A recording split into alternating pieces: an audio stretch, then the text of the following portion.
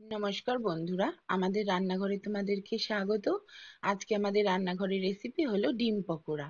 ডিমের চপ, ডিমের ডেভিল আমরা তো সবাই খেয়েছি, কিন্তু ডিমের পকোড়াও যে এতটা লোভনীয় এবং টেস্টি হয় এই রেসিপিটা না দেখলে জানতে পারবে না। চলো সঙ্গে থেকে দেখে নাও।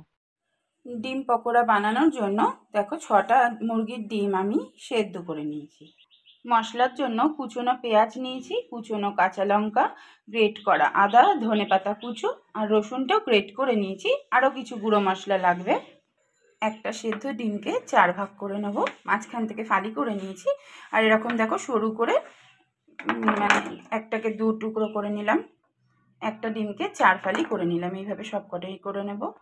প্রত্যেকটা ডিম দেখো এরকম 4 ফালি করে আমি কেটে নিয়েছি। যেহেতু আমি 6টা নিয়েছি, আমার 24 পিস হয়েছে। ডিম পকোড়ার ব্যাটার বানানোর জন্য একটা পাত্রে আমি একটা ব্যাটার গুলে নেব। তার জন্য দেখো 5 চামচ আমি বেসন নিয়ে নিচ্ছি, টেবিল চামচ পরিমাণ নিলাম। পকোড়াটা যাতে মুচমুচে হয়, ক্রিস্পি টাইপের, তার জন্য আমি কর্নফ্লাওয়ার নিয়ে নিলাম 3 টেবিল চামচ। আর ব্যাটারটা খুব বেশি পাতলা হবে না, একটু মাখা মাখা হবে। পরিমাণ মতন লবণটা দিয়ে দিলাম। পরে যদি ব্যাটারে আমার কম পড়ে তো আমি আরেকটু মিশিয়ে নেব। হাফ চা চামচ হলুদ গুঁড়ো, 1 চা চামচ ধনের গুঁড়ো দিলাম। জিরের গুঁড়ো 1 চা চামচের একটু কম দিলাম, হাফ চা চামচের একটু বেশি। 1 চা চামচ কাশ্মীরি লঙ্কার গুঁড়ো দিয়ে দিলাম। টেস্টের জন্য 1 চা চামচ চাট মশলা দিলাম।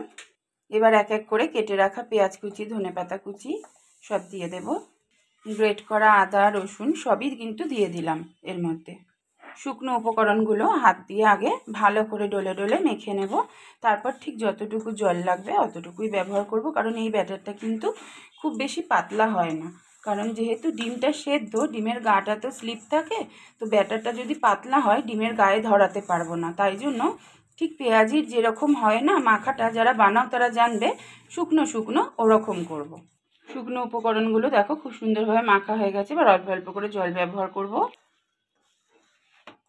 দেখো এইভাবে শুকনো শুকনো করে মেখে নিয়েছি।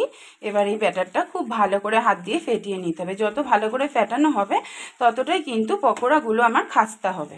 ফেটানোটা আমার রেডি হয়ে গেছে। এইভাবে আমি 10 মিনিট একটু রেস্টে রাখবো। একটা ফ্রাইং প্যানে আমি সাদা তেল গরম বসিয়ে দিলাম। তেলটা আমার গরম হয়ে গেছে। এখান থেকে হাতায় করে অল্প তেল আমি তুলে এই ব্যাটারটার মধ্যে দিয়ে দিলাম।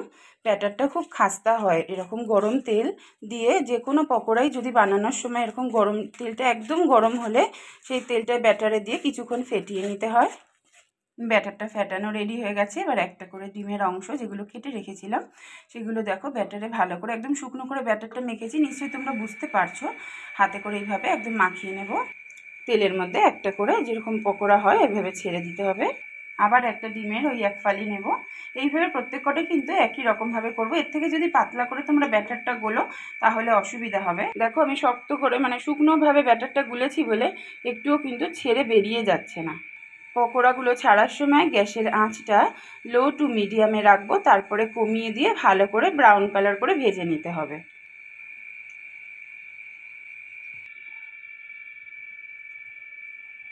খুব বেশি গায়ে গায়ে দেওয়া যাবে না। দেখো এরকম 6টা 7টা করেই একবারে আমি ভেজে নেব। লো টু মিডিয়াম আছে 3 মিনিট মতন কিন্তু এক পিঠটা হতে দিতে হবে। তারপরে একটা ছোট চামচের সাহায্যে ওই পিঠগুলো ঘুরিয়ে দেব, দিয়ে আরও 3 মিনিট মতন ভাজবো। এই ডিম পকোড়াটা খেতে এত অপূর্ব হয়, না খেলে বুঝতে পারবে না। সসের সাথে খেতে অসাধারণ লাগে। অথবা শীতকাল তো এখন ডাল করলে মুসুর ডালের সাথে পাতলা করে মুসুর ডাল আর এরকম ডিম পকোড়া খেতে কিন্তু দারুণ লাগবে। অবশ্যই বাড়িতে এইভাবে তোমরা একবার ট্রাই করো। দেখো ডিম পকোড়াগুলো আমার রেডি হয়ে গেছে। এক একটা ব্যাচ ভাজতে কিন্তু 7 থেকে 8 মিনিট করে টাইম লাগছে। এপিট ওপিট করে ঘুরিয়ে ঠিক এরকম ব্রাউন কালার করে ভেজে নেব। তুলে নিচ্ছি এই সময়। একই রকমভাবে সব কটা আবার করে নেব। এক একটা করে ডিমের টুকরোগুলোতে তুলে নেব। সব কটা একই রকমভাবে করে নিয়ে আমি ফিরে আসছি। সব কটা ডিম পকোড়াই আমার ভাজা হয়ে গেছে। আজকের মতো এখানেই রেসিপিটা আমি শেষ করছি। আশা করি তোমাদের খুব ভালো লেগেছে। যদি ভালো লেগে থাকে অবশ্যই একটা লাইক কমেন্ট শেয়ার করে দিও বন্ধুরা। আর যারা নতুন এসেছে আমাদের রান্নাঘরে অবশ্যই চ্যানেলটি সাবস্ক্রাইব করে আমাদের পাশে থেকো। খুব ভালো থেকো, সুস্থ থেকো। আবার অন্য একটা রেসিপি নিয়ে তোমাদের সঙ্গে দেখা হবে।